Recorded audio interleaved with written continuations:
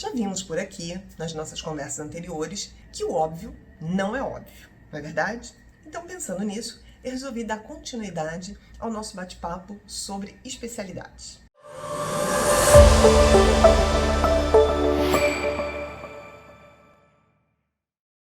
Mas antes, queria pedir um super favor a vocês. Quem curtiu o vídeo, por favor, compartilhe. Isso vai me ajudar enormemente. Na medida em que vocês compartilham, mais gente conhece meu trabalho e isso vai ser muito bom para mim, tá bom?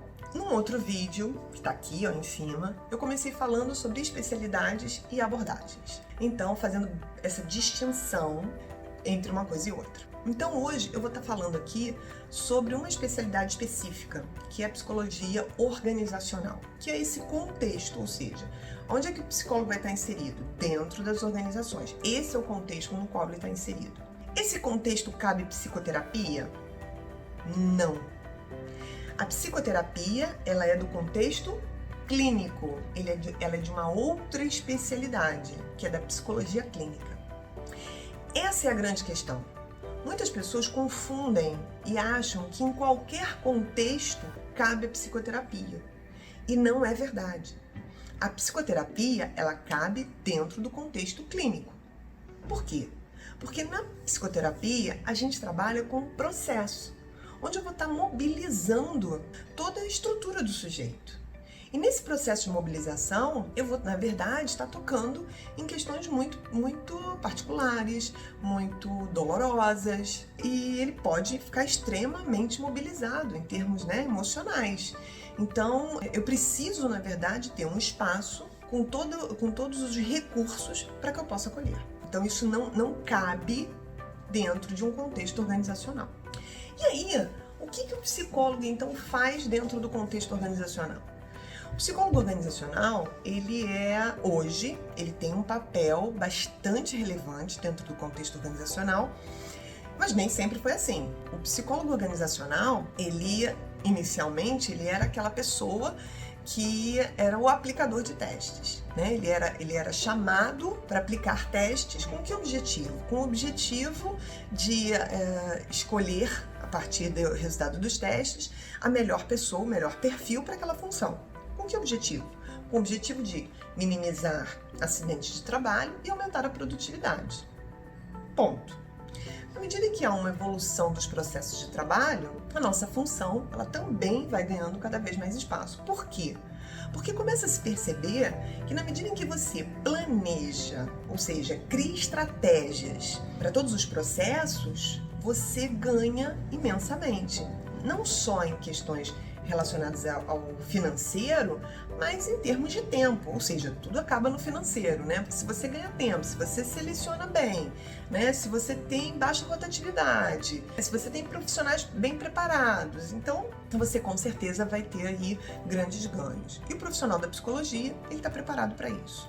Então, o que a gente está falando? A gente está falando de vários, né? A gente está falando aqui que a gente tem um grande guarda-chuva, que é a área de recursos humanos, e debaixo desse guarda-chuva você tem diversos subsistemas, digamos assim, né? Então a gente tem um grande sistema e a gente tem embaixo diversos subsistemas que a gente pode estar participando, né? Então tem muita gente que fala assim, não, eu não gosto da área de RH.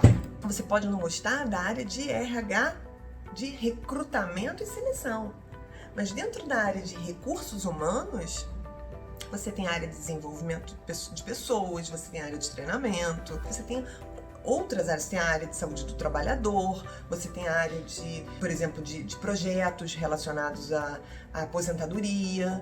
Então, assim, você tem N, dependendo do tamanho da empresa, você pode ter N subsistemas em que você pode estar fazendo parte, que não necessariamente será de recrutamento e seleção. Então, quando a gente está falando de recrutamento, o que a gente está falando? A gente está falando de um momento extremamente importante. Por quê? Quanto melhor eu recruto, mais escolhas, mais possibilidades de escolha eu vou ter no meu processo seletivo. Mas eu vou ter mais escolhas do quê? Mais escolhas que vão estar bem dentro do perfil que eu quero. Eu não vou ter ali pessoas que não têm nada a ver com o perfil, né? Então, se eu seleciono, né? Se eu faço esse processo de recrutamento, seja interno ou externo ou misto, interno, dentro dos próprios funcionários e externo, né, vindo de fora e misto as duas coisas, quanto melhor eu faço isso, quanto mais dinâmico esse processo melhor. Um melhor processo seletivo eu vou ter. Esse processo seletivo, ele também vai ter que ser muito bem planejado, né? Utilizando ali todos os recursos para que eu possa fazer, de fato, um excelente processo de seleção. Para que dali saia o meu melhor candidato, enfim, a pessoa que melhor vai ocupar aquela função. Com que objetivo? Que ele atenda às expectativas e que eu não vá ter uma alta rotatividade, né? Que daqui a pouco ele saia. E eu vou precisar o quê? Ter elementos ali para retenção. Então também eu vou ter ali um segmento de retenção, de como reter os talentos, porque não basta eu captar, eu tenho que reter.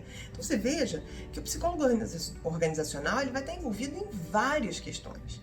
A gente tem a área de treinamento, que vai servir também, né, a esse processo de retenção, ou a parte de desenvolvimento de pessoas. Porque quando a gente está falando de treinamento, a gente está falando de ações que vão estar muito voltadas para quê? Para o aprimoramento das suas atividades propriamente ditas. Quando eu estou falando de desenvolvimento de pessoas, eu estou falando de estar agregando a pessoa também, não só a sua função, né, o seu fazer, a sua atividade, mas também ao seu desenvolvimento enquanto pessoa. Então, isso é muito interessante da gente pensar. Por exemplo, se eu tenho dentro da empresa pessoas se aposentando, às vezes você tem empresas e tem fundação, então você começa a ver que essas pessoas, por exemplo, depois da aposentadoria, começam a ter problemas, por exemplo, de alcoolismo, ou começam a ter problemas de depressão.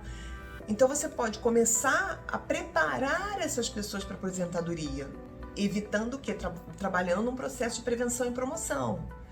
Você pode trabalhar processo de prevenção e promoção dentro da organização. Então isso tudo está dentro desse grande guarda-chuvão. Então, gente, psicólogo organizacional tenha trabalho, que não é só esse imaginário de recrutar e selecionar e aplicar teste. Isso, já foi. A gente tem um caminho cheio de possibilidades.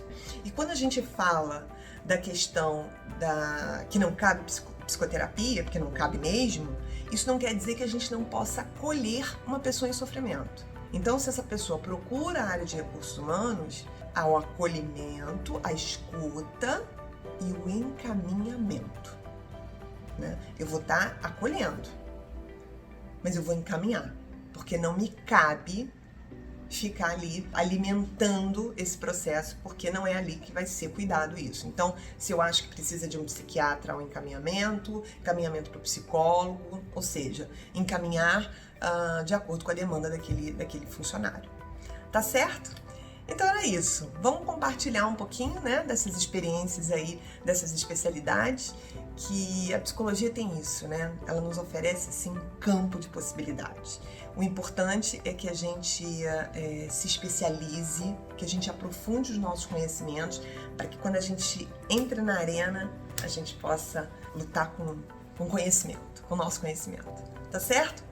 Beijo grande. Então, se inscrevam no canal, curtem, compartilhem, acionem as notificações para os próximos vídeos, tá bom? Muito bom estar aqui com vocês. Um beijo grande. Até!